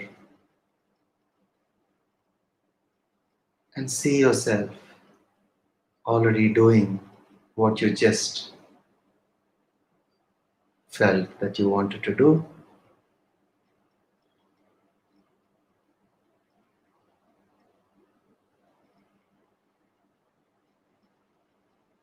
Feel that joy in each and every cell of your being as you're doing what you want to do.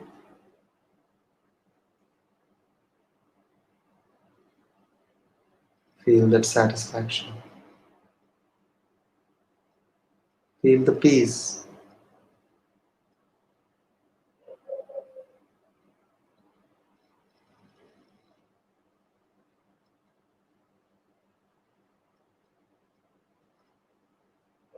This is that peace which is described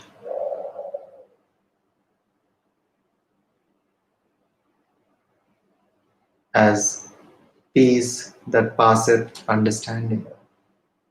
It's beyond comprehension, beyond description, cannot be defined, cannot be described,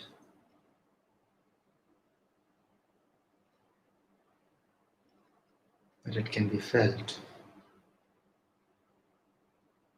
with an open heart and an awakened soul.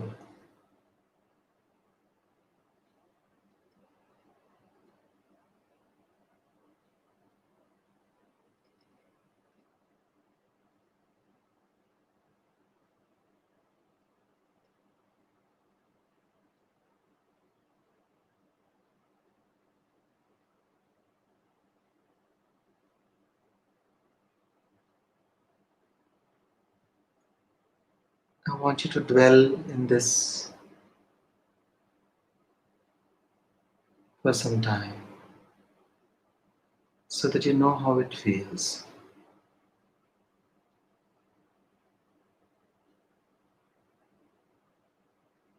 So that when you do this again in your meditations in future, you should be able to recreate this entire experience. Should be able to re-experience this and more and more and more.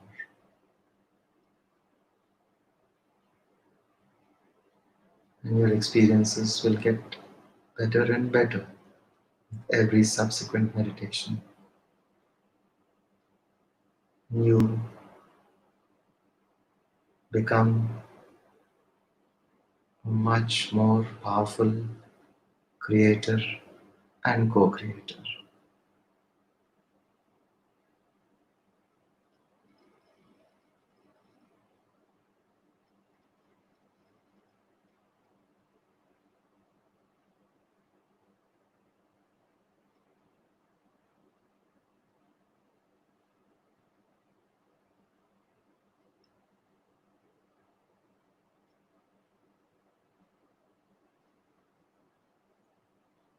Last 1 minute.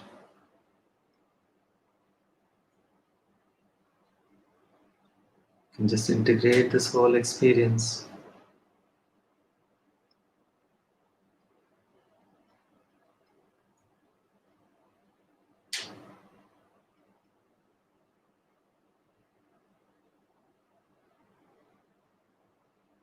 And slowly begin to come back into this present waking consciousness and awareness. 30 seconds more.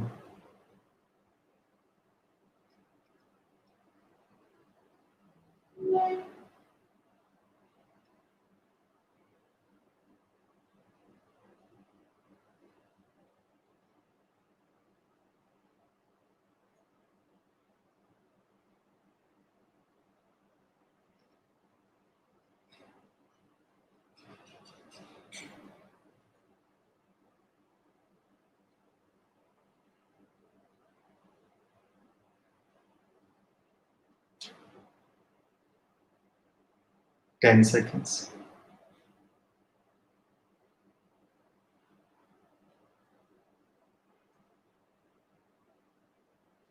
5, 4, 3, 2, 1, 0. You can rub your palms.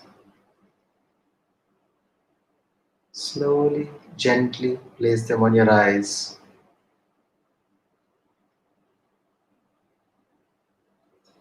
And then slowly, slowly open your eyes.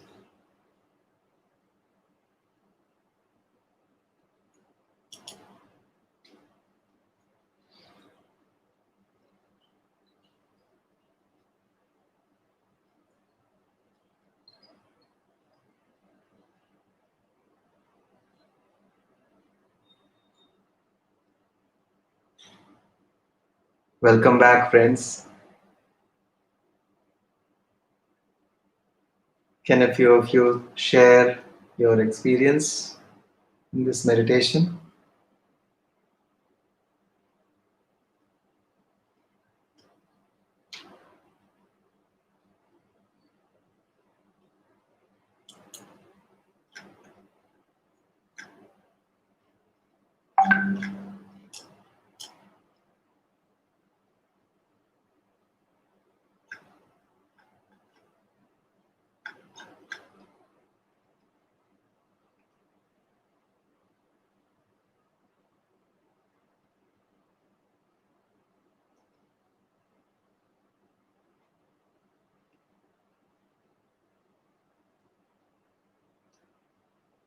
Thank you all for joining us in this meditation and presentation.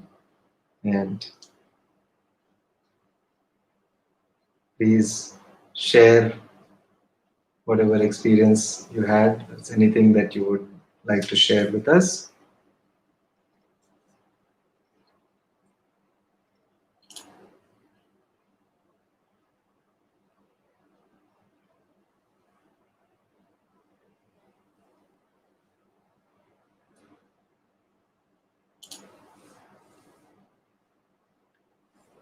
Thank you, Rudra.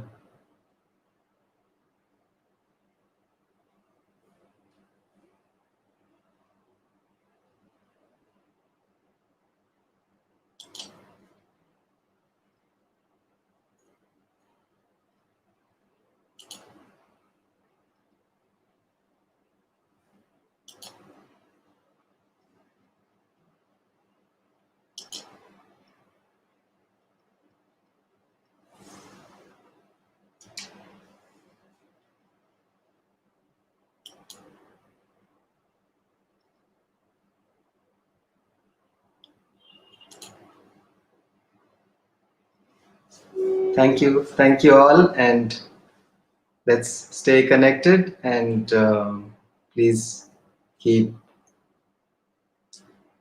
connecting to these classes. And for those of you who have not yet subscribed to our QLU English channel, please subscribe to QLU Global English channel on YouTube so that you can get direct connection and updates about the programs that are happening. Thank you all, and wish you all good luck and happy creation and happy co-creation, everyone. Thank you. Namaste.